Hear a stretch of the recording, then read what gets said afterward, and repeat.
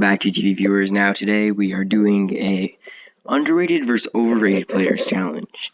Now I'm not sure what just happened to the controller, but for some reason it wasn't working. So we're gonna start off the overrated players, I suppose. Steve Francis and Stephon Marbury are both one and the same. Now they are ball hogs that shoot poorly, and they get on the highlight reels, and that's why people think they're good. I don't know. I didn't make these, so I don't really have good reasons for a lot of them. I just use a lot of articles and fan votes from other videos. So then there's Scottie Pippen, who was something about he wouldn't be as good if he didn't have Jordan, and he's a highly overrated defender. If you look at his advanced stats, people think he is the greatest on-ball defender, but then you look at his stats and players would be dropping 40 on him compared to Jordan, where they drop like 14 and he would drop 30. So that's why Scottie Pippen's on there, something like that. Charles Barkley, you don't know, literally have no clue why he was on it. And Shaq, I think it was something to do with him always having star-studded point guards on his team, or guards. Like when he was on the Magic, he had Penny Hardaway. When Penny Hardaway got bad or started to do worse because of the injuries, he went and got Kobe. Then he got Steve Nash. Then he got just kept going. So the underrated players, I agree with a lot of these.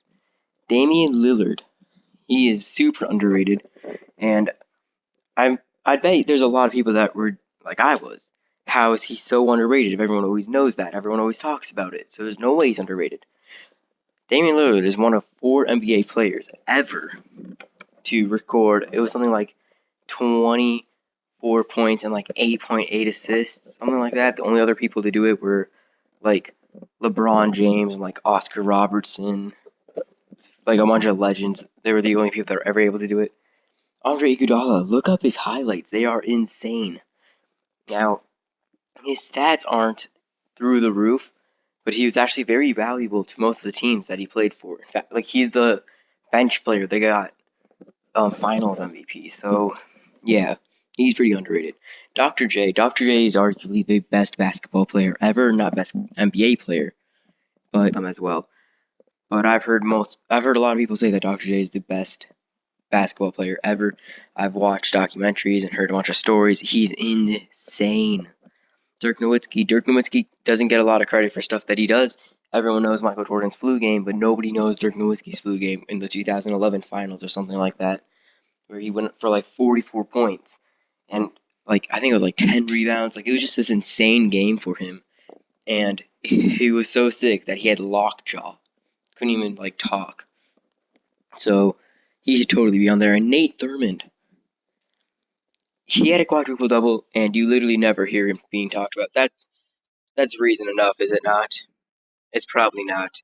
I didn't make these, so I put the game speed a little bit higher just to keep it interesting. Because a lot of times when I do these, if the teams aren't like insanely star-studded, then you end up with super boring games because they take forever. This one, they are star-studded, but there's also a lot of people that do ISO, and ISO isn't fun to watch. But yeah, let's get into this. So of course Shaq wins it on Marbury.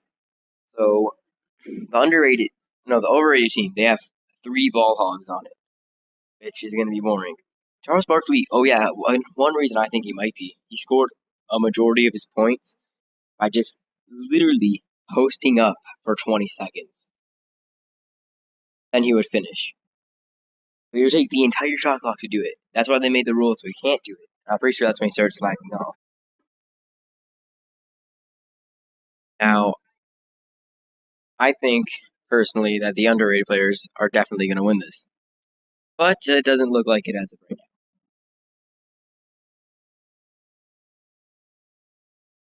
There's a lot of passing for the ball hogs. I don't know. It's weird. This isn't the first time I've done it, because I meant to do this in the morning at 5 o'clock, and the mic wasn't working, and I lost all the audio. So that sucked. But they always leave Dirk open, and the underrated players, they always step back before they shoot and miss. But the overrated players they always pass. It's so weird. Like they have like the best ball movement ever. Oh, that was a ball hog moment, I guess, because Scotty was wide open for three. There we go, Dame Dollar.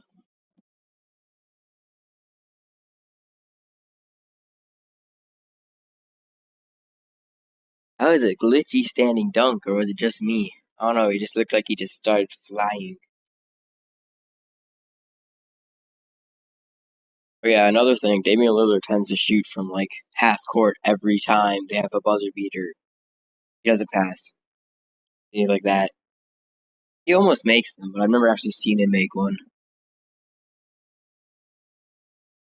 Oh yeah, I think the best thing they could do, call an ISO for Damian Lillard. Then Damian Lillard and Dirk Nowitzki pick and pops, two best shooters on the team, two with the most range. Now, if Damian doesn't like his shot, oh, they do it with 5 seconds left. That way, if Damian doesn't like his shot, he could pass to Dirk, and no one would be able to block Dirk because he's so tall, and he would just shoot it. Better chance than just standing there dribbling for like an hour.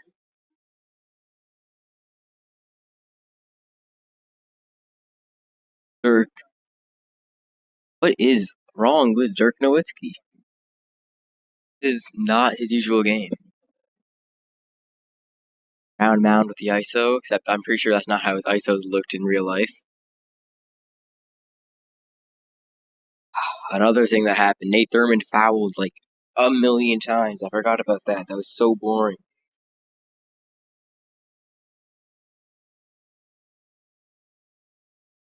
Jack. Ew, it's so ugly. I hate watching Shaq shoot free throws. It's the nastiest thing.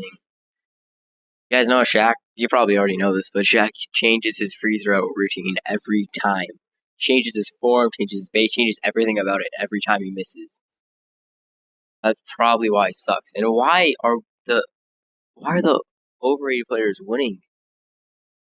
They should be getting killed. For some reason Scotty's like Steph Curry. Their ball movement is amazing. Like they have the Spurs playbook. You know,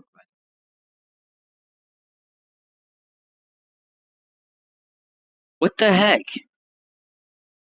Yes, you guys badly need a timeout. What is this?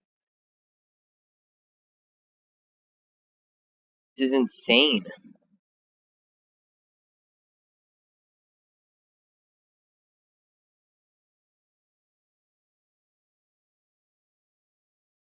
Doing? No, seriously, what's he doing? Iggy.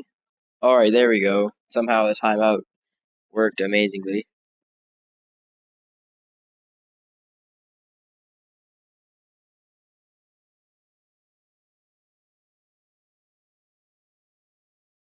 All right, go, go, go, go. Dr. J, this is your time to shine or not. Like he didn't really not shine, but whatever. He should be able to have. He should be able to break ankles. He can do it in real life very well, but no one ever gives him ankle breaker. Oh, that's butter or not. All right, so the first half was very disappointing for me because I do not want the overrated players to win. For obvious reasons, they're overrated. The underrated players are the ones that would be amazing if they won.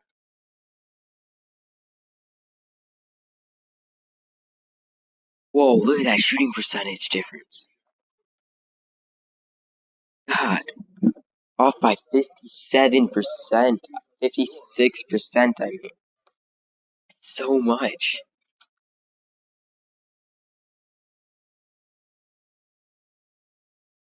All right. I want this game to get more interesting. Right now, it's kind of lame.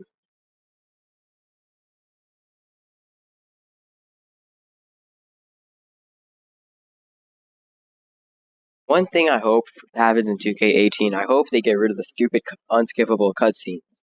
Like right now, you should be able to like turn on and off halftime. What if I don't want to watch halftime? It takes forever.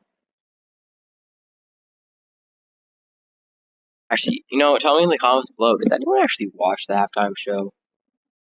I never actually see anyone watching it. All my friends, we just skip it. Oh god, this is not fair. That's so unfair. Jack, why? Isn't fair at all. Oh, Iguodala crossed up Marbury, but for some reason didn't let him finish. Like he did a spin move past him. In real life, he would have been. You were wide open. Dame Dollar, you were wide. Oh, at least Dr. J bailed you out. You had a wide open mid range. You just passed. All right, Starbury to Shaq attack. All right, good. I would have been really mad if Shaq didn't miss. Like, I know Shaq was God, but he wasn't that God. All right, please stop. Please stop.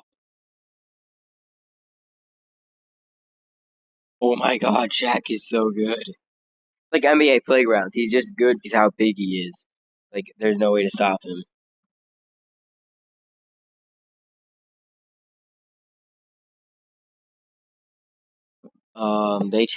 The plays are so bad. I'm thinking of changing their playbook if they're. All right, I'm gonna change their playbook for the fourth quarter. See if I can get it a little more interesting. I'm gonna change it to the Spurs playbook just because I feel like that would make it better.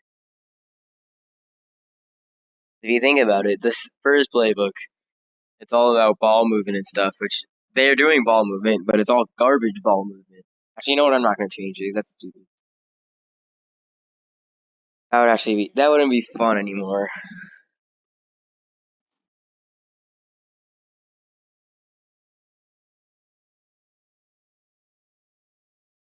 All right, go. Steve franchise. I want to see someone claim some ankles. I mean, like we have some really good highlight players that just aren't making highlights. Also have some really good defenders that aren't playing defense. Like how could Nate Thurman get a quadruple double? It doesn't look like he can do that. Like 10 blocks or whatever. I think it might have been 11. Show that skill. Like what the heck?